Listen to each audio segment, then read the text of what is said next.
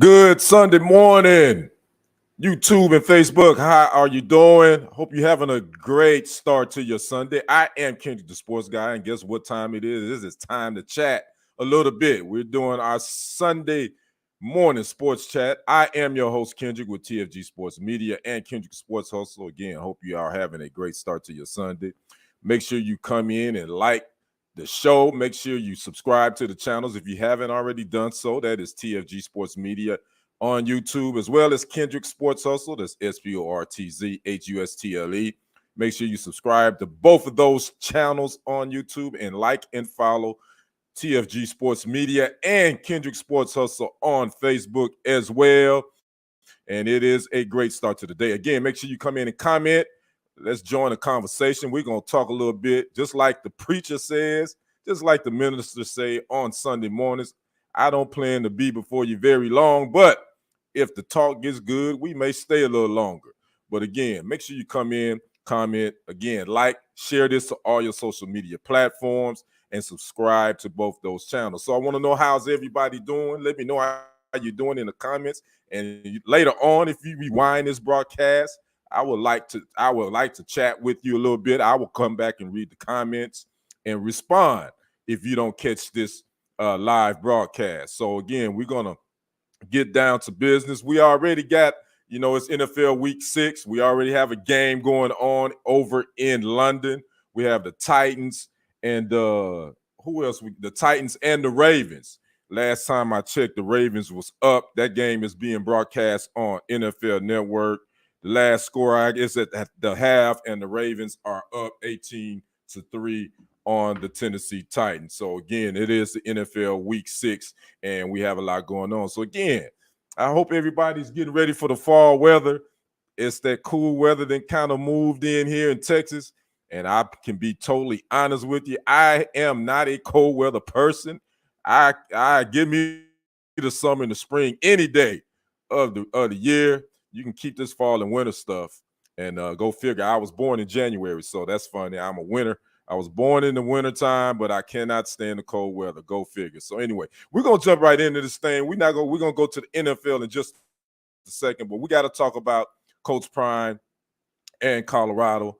Friday night, that game went down in Boulder, and the big talk is Colorado blew a 29-point lead.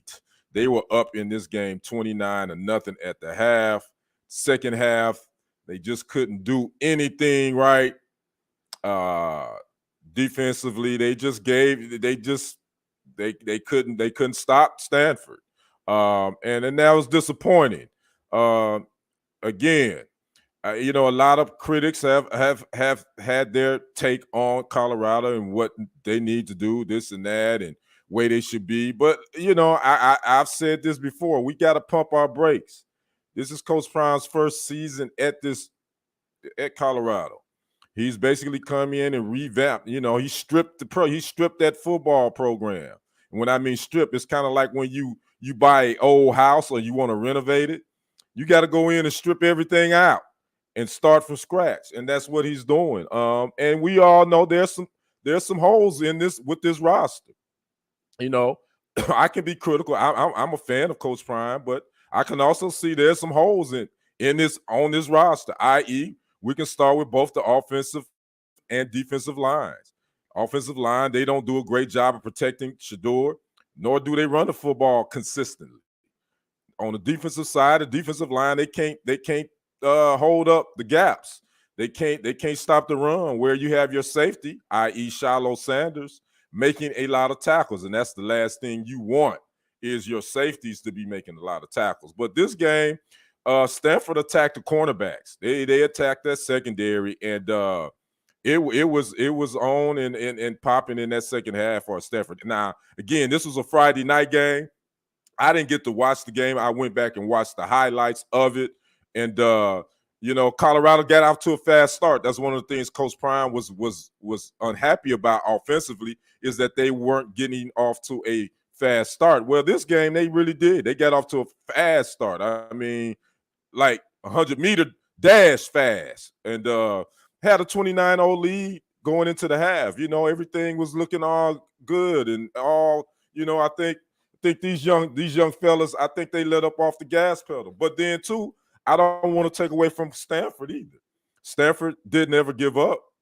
Even though they was in the 29-0 hole, they came out in the second half and they attacked. And when I mean attack, they wide receiver. This guy, Elik Ayumana, I don't know if I'm saying his name correctly, but he went for 13 receptions for 294 yards receiving, 3 TDs. That big 97-yard touchdown reception he got, I believe that happened in that second half. That was the game changer, and that's when the wheels fell off of Colorado. Again, Colorado got some issues. Again, defensively, they can't stop the run. The secondary was exposed, and this was Travis Hunter's first game back too. In my opinion, I think he's playing too many snaps. I think you gotta, if you want him to play offense or wide receiver, and that's great, but I think Colorado got enough wide receivers. I don't really think they need Travis on that side. I mean, give him 10 snaps a game, that's fine, but I think they need him more in the secondary because the secondary was exposed on Friday night. Even though Travis Hunter did come back and had a great game on the offensive side of the ball, he caught 13 passes for 140 yards and 2 touchdowns. He got burned a couple of times. But again, the cornerback position, that goes with the territory. You're gonna get beat sometime. I don't know, there's not a lot of Deion Sanders play the cornerback position. I mean, Coach Prime, did he get beat? Very rarely. But there's not many cornerbacks you can say that can lock down a receiver the whole game. So I expect Travis Hunter, with him being a sophomore, he's not going to always lock down a receiver. But he got exposed a little bit, and their other cornerback got exposed as well. Now, I was reading just before I came on, I was reading a article. Some of the Colorado fans was asking the question why it wasn't Cormani McClain.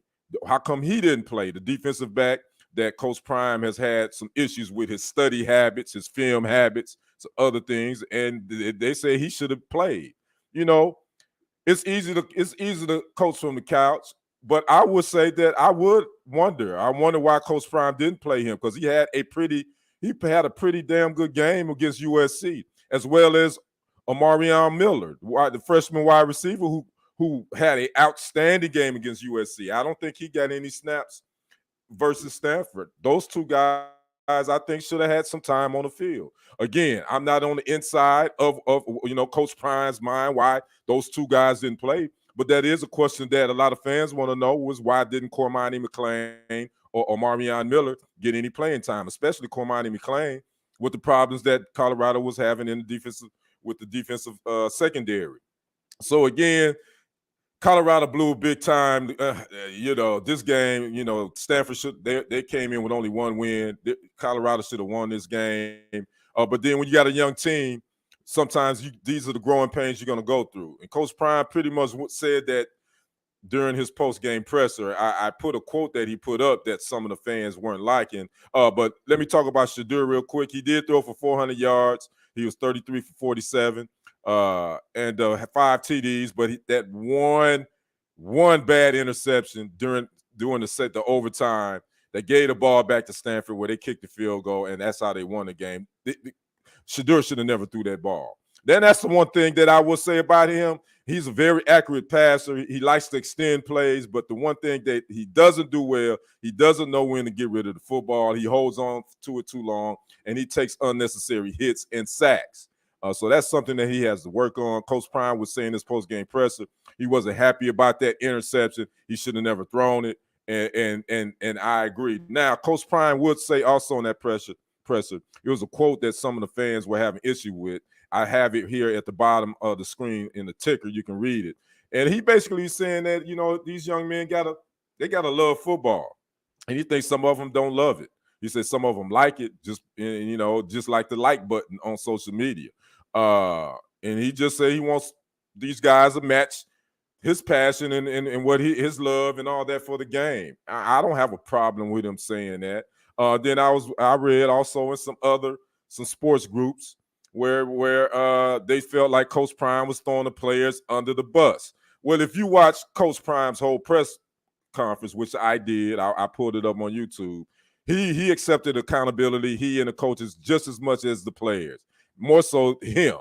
So I think a lot of times, we put stuff and we post things, especially when it comes to sound bites and clips. You got to go listen to the whole clip, the entirety of anything that you post. I try to do that because just getting a certain clip, sometimes it doesn't give you the context of what a person is saying. So Coach Prime did accept his accountability and responsibility for this blown 29-point lead. Now, they got 4 wins now. I think that you need, 5 wins to be bowl eligible. I'm sure they'll get it, but, they got a tough hill to climb. Oh, I think they have a bye this week. I think they come back and play UCLA after that. But this was a bad loss. No matter where you look at it, Colorado blowing a 29-point lead, that should never happen. But this is part of growing pains. This is part of building the program. And, you gotta go watch the tape, figure out what you got to do better, because ain't nobody coming to rescue. Ain't no players coming in. This is it. This is the roster you're playing with this season. You got to figure it out, and you got to get back on the field and try to fix some of your issues again against UCLA. So that was that. And then we had some great games yesterday. It was a bunch of good games. USC lost to Notre Dame. Caleb Williams threw three INTs. Then we had that great game between Washington and Oregon, where Oregon missed the field goal, I believe, that could have tied that game up or could have won it. And Washington was able to pull that out.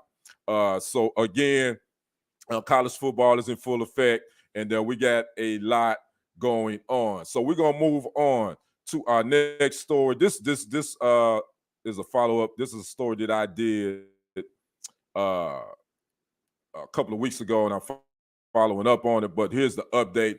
Former NFL player Sergio Brown, who played for the Patriots, the Jags, and I know those. He played, I believe, 6 years, where he was arrested last week and in the death of his mother, 73-year-old Myrtle Brown. Now, a couple of weeks ago, I reported on, he was missing. His mother was missing. Family members, they hadn't heard from him. Sergio Brown would eventually end up in Mexico. And then he would start posting some of these random videos, talking kind of crazy in Mexico while the authorities were looking for him. Well, he wasn't really missing. He was in Mexico. And at that time, they wasn't connecting him to the death of his mother.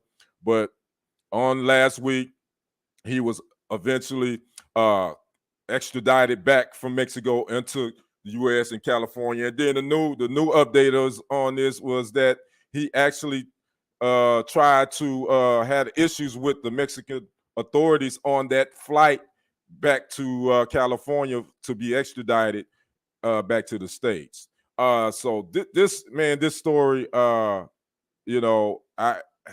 it's just so many layers to this from the jump. A lot of people are speculating it's CTE. The thing about that, it could be. I don't know. The thing about CTE, the only way you can diagnose a player with that is after their death, and you have to look at their brain tissue. So until we don't know if it's CTE, but obviously there's some issues. There was reports from a media outlet in the Chicago area that said that a neighbor of his mother, of Sergio Brown's mother, said they recall seeing him one time outside with her clothes and just doing with irrational behavior.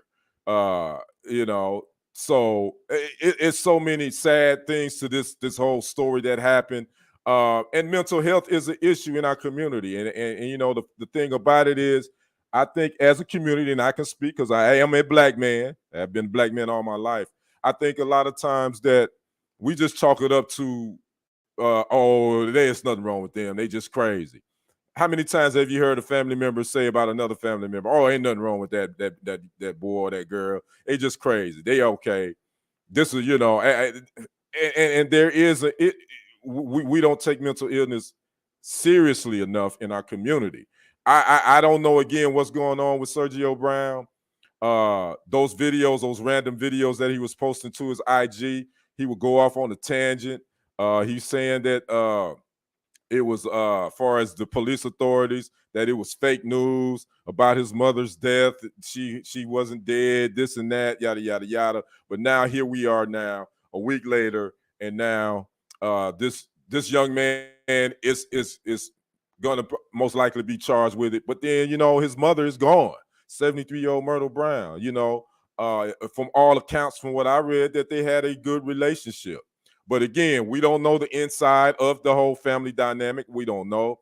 But it seemed to that they had a good relationship. He played his college ball in Notre Dame. I saw pictures of her and him, and when he was in college, and when he was in the NFL. So again, this is just a sad story all the way around.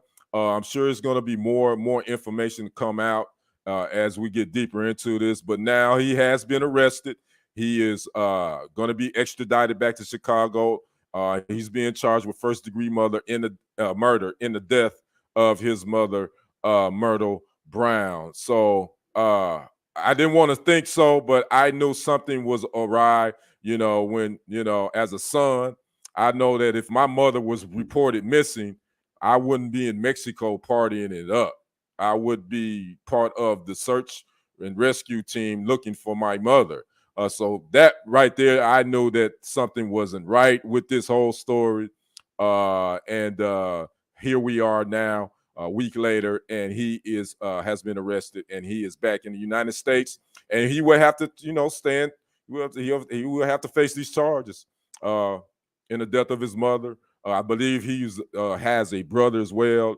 So this is just a bad, sad story all the way around. So we're going to just send our prayers out to the Brown family, and hopefully somehow they will be able to move on and carry on from this. So now we're going to move on to the NFL. Week 6, we got week 6. This season is moving right along. Again, at the top of the show, I did say that there is a game going on in London right now. We got the Titans and the Ravens. And the last I checked, the Ravens were up 18-3. They are still up 18-3, and they got 12:51 left in the third period. So now I got it scrolling in our ticket. Let's talk about the NFL Week 6 matchups that we got going on today. As you can see, scrolling in the ticker. Again, we got the 8:30 a.m. game going on right now. The Ravens and the Titans. And then we got our noon kickoffs. We got the Commanders at the Falcons. We got the Vikings at the Bears. That's the NFC North showdown. We got the Seahawks at the Bengals. We got the 49ers at the Browns. We got the Panthers at the Dolphins. We got the Colts at the Jags. That's a AFC South matchup. And we got the Saints at the Texans. Those are the noon kickoff games. Now the 3:05 p.m. kickoff game, we got the Pats at the Raiders. We got Bill Belichick facing his old offensive coordinator, Josh McDaniels. And then at 3:25 p.m. kickoffs, we got the Cardinals at the Rams. We got the Eagles at the Jets. We got the Lions at the Bucks. That should be a good one. Then the Sunday night game, we got the Giants at the Bills on NBC. And Monday night, we got the Cowboys at the Chargers. Now, let's talk about some of the players that are out. We do know Browns quarterback Deshaun Watson will not play versus the Niners, shoulder injury. The Giants quarterback Daniel Jones, he is out with a neck injury. He will not play tonight versus the Bills. The Lions running back Jahmyr Gibbs, he's out with a hamstring injury. The Jets cornerback Sauce Gardner, he's out with a concussion. And Cowboys linebacker Leighton Vander Esch, he's out with a neck and concussion. I think he's out looking like maybe 4 to 6 weeks. Also, Cowboys cornerback CJ Goodwin, he's out with a pectoral, so he won't play tomorrow night versus the Chargers. And the Vikings, all-pro wide receiver Justin Jefferson, he's out, hamstring. They saying he's out at least 4 to 6 weeks. So those are some of the names of the big name players that will not play. As far as these noon kickoff games, the ones that I'm interested in probably that I got my eye on it's the Niners at the Browns. The Niners right now, in my Power 5 index, they definitely the best team in the league right now. I want to see how they're going to play after that big thrashing, as I call it, of the Cowboys last week. That was a big game. Speaking of that, George Kittle, if you didn't see the story, he wore a t-shirt up underneath his jersey that says "Luck Luck Cowboys." Actually, you got to replace the L with a different letter. And he actually NFL fined him for that. I think it was like a $14,000 fine because you're not allowed to wear that type of stuff underneath. Well, you're not allowed to show it. Now, if he would have never showed it, probably the NFL would have never known it. But after his teammate's touchdown, he actually ran to the end zone and he lifted his jersey up and he said, F the Cowboys. And he wore that in honor of Gary Plummer, linebacker for the Niners, who wore that in 1994 when the Cowboys and the Niners played an NFC championship game. So he was honoring the 49ers history of wearing the F the Cowboys shirt. But Kittle was fined for that. So I want to see how the 49ers are going to react. Are they going to still, be focused? Because the Browns aren't that great of a team, and them not having Deshaun Watson under center. Obviously the 49ers are the favorite in this game. I would probably give them at least a 2-touchdown favorite. I don't know what the line is on that, but that's the game that I'm going to check out. And also, I kind of want to peek in on the Commanders at the Falcons as well. I did have the Falcons as being one of my, top 6 teams in the NFC. I want to see Desmond Ridder. He played a pretty good game last week. Bijan Robinson is doing his thing at the running back position. I think the Falcons defense is playing a little better. And see if the Commanders, can they bounce back from, they got beat down, I think, last week. Can Eric Bieniemy steer this offense, keep it on the path that it needs to be on? So that's another game that I definitely want to peek in at, as well as the Saints at the Texans. I want to keep watching this CJ Stroud, man. He is, right now, if you had to do the draft over, I think the Panthers probably would have went with Stroud over Bryce Young. Again, these still 2 young quarterbacks. Not saying Bryce Young is not going to end up being better, but right now CJ Stroud has to be the NFL, offensive rookie of the year. He's playing some really good, solid football. And so I'm definitely going to pick in at the Saints and Texans too, just to see what's going to go, how that game will run. Now, the 3:05 kickoff, I ain't interested in the Patriots at the Raiders. The Patriots, they got issues with Mac Jones at quarterback. I think eventually you got to go to what Zappy kid. I just think it's this time to pull the plug on Mac Jones. Now the 3:25 kickoff, the late games, we got the Cardinals at the Rams, the Eagles at the Jets, and the Lions at the Bucks. I'm definitely going to be keeping my eye on that Lions at Bucks because the Detroit Lions right now, in my opinion, is the second best team the third best team behind the Niners and Eagles. I think they're the third best team in the NFC. And that's my NFC North foe. I'm a Packers fan. So I'm definitely going to be watching that because I think that night might be a good one. And, what's funny? Baker Mayfield's playing some pretty decent football down there in Tampa Bay, but they in that NFC South division too. So I think the Buccaneers and the Saints is probably going to be the team. Well, the Falcons too. I mean, I think it's a 3-team race. I think the Panthers, they got some issues with Bryce Young and some injuries and whatnot. But we're going to see what happens with that. And then now we got the Sunday night game. We have the Giants at the Bills. Giants won't have their quarterback Daniel Jones, so they're going to have tough sledding. The Bills, this game shouldn't be close, but anything can happen on any given Sunday. But the Bills, they should run away with this game. We will see. I'll peek in on it, but I'm not that interested in the Giants at the Bills. And then the Monday night game, obviously the Cowboys at the Chargers. Cowboys coming off that shellacking that they took at the hands of the 49ers at the Chargers. And this is going to be another tough one. Chargers ain't no slouch. Justin Herbert, and they go on to face up against their former offensive coordinator, Kellen Moore. He's going to have revenge on his mind. They got to deal with that Bosa, one of the Bosa brothers as well, on the defensive side of the ball. The Cowboys, they better, they could win. They could easily lose this game. They could be on a 2-game losing streak headed into their bye. And then after that, I think they got a real tough, the next 2 games. I think they got the Eagles and I forgot who else after that. So they definitely don't want to go in to the bye with a loss. So The Monday night game, Cowboys at the Chargers, I think that's going to be a tough one. I wouldn't. I think the Chargers going to find a way. I think the Chargers going to win that game. So that's just my take on that. So again, NFL Week 6, we're getting close to the midway point. This is where the cream rises to the top. The boys separate themselves from the men. The men separate themselves from the boys.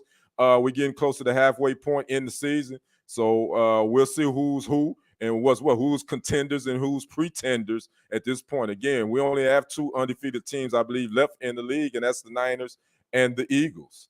So those teams right now are the cream of the crop, in my opinion. And then as in AFC, I think the Dolphins, and I got to put the Bills there, even though, they've had a loss or 2. But the Dolphins definitely are players. The Bills are players in the AFC. Jacksonville could be a player as well. So this is where we are in NFL Week 6. And got some good games coming up in by roughly hour and a half.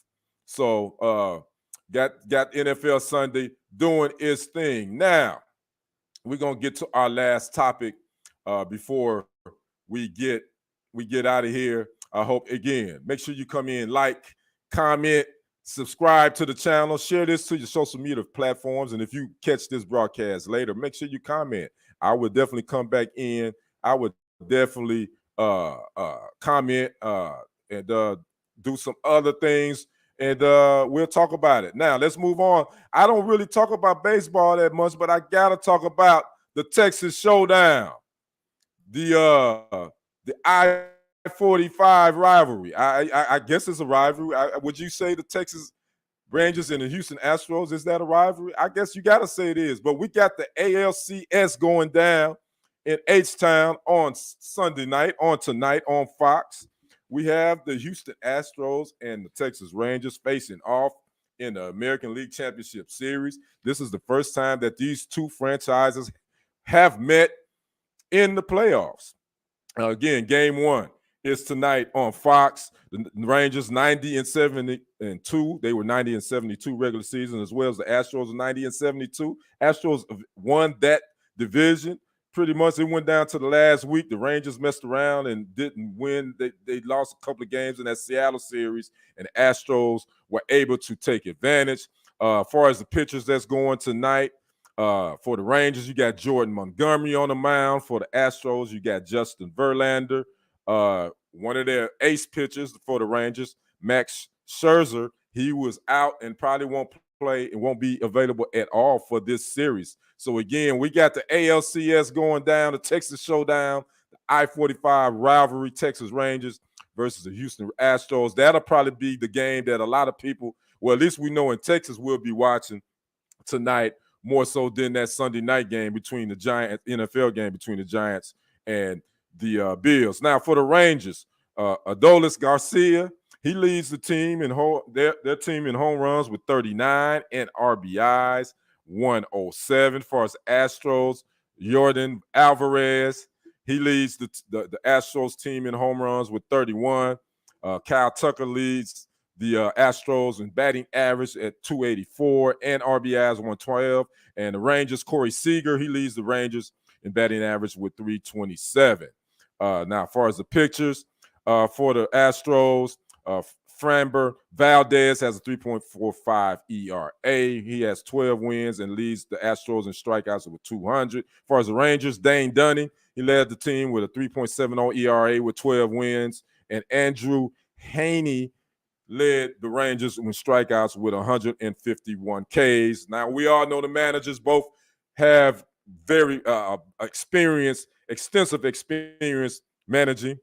We know the Astros, Dusty Baker. He's won a World Series with the Astros. He's taken I believe the Giants to a couple of World Series. So very much experienced, as well as Bruce Bochy for the Rangers, who was talked out of retirement. He had retired. He was talked out of retirement by the GM, Chris Young, to come take over the Rangers after they got rid of Chris Woodard, who had a very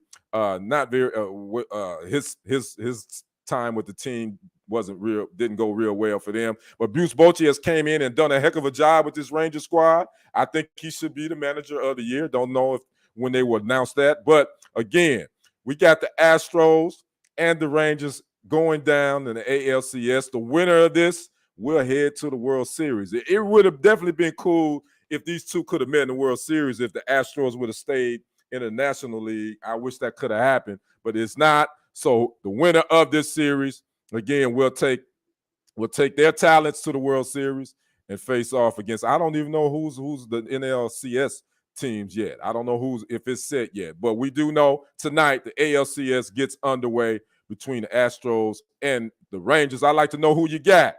If you watch this later, make sure you put that in the comments. Want to choose my baseball fans. Who you got, Astros out of the Rangers? I think this thing is going to go 6, but I think I'm gonna roll with the team that's been there. This is their 7th consecutive ALCS. I'm rolling with the experience. I'm rolling with the Astros. I just think they right now, but the Rangers are hot. I was talking to a buddy of mine. It's, a lot of times when it's time for the playoffs, it's always sometimes the best team doesn't win. It's the hottest team. Right now, the Rangers got hot at the right time. Now, if their bullpen can do a little bit better than they did in the regular season, they need that bullpen to step it up now because it's for all the marbles. So I think this is going to be a great series. Again, that happens tonight on Fox. The Astros and the Rangers getting it on. So again, I'd like for you to tell me who you got in that series. So again, we have come down to the end of the show. I'll make sure you like and subscribe to TFG Sports Media here on YouTube and Kendrick Sports Hustle, which is my personal sports channel. That's SportZHustle. Make sure you like and subscribe to those channels. Go check out some of the videos and stories that I've already posted. We need to get those views up so I can get those views, those watch hours up. Help your brother out. Go check out some of the stories that I've already posted over there. Make sure you do that. Go check out the last story I posted on TFG Sports Media about Shannon Sharpe, the Shannon Sharpe effect. Since he's been on First Take, the numbers are out the roof. The viewership has increased, and they have definitely widened their lead over their competitors, undisputed and First Things First. So go check out that. I posted that on yesterday.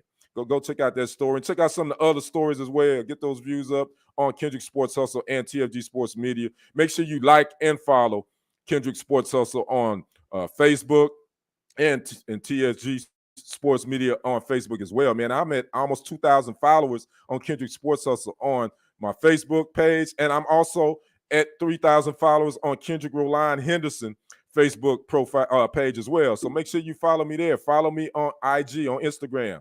Kendrick, that's KDRICK 1969. Follow me there. Also follow me on TikTok, Kendrick Henderson 51 over there. And if you like to contribute to the channels, man, make sure you can hit my Cash App up. That's $1969 Kendrick, where I can invest. I want to reinvest in myself, invest in new mics and lights and new laptop, all that good stuff. So if you so feel free, if your spirit moves you, I definitely will accept any donations. Any donation would be greatly appreciated. You can hit my Cash App at $1969 Kendrick. So again, this has been a TFG Sports Media, our Sunday sports chat. Again, I am your sports guy. Make sure you like and subscribe to the channels.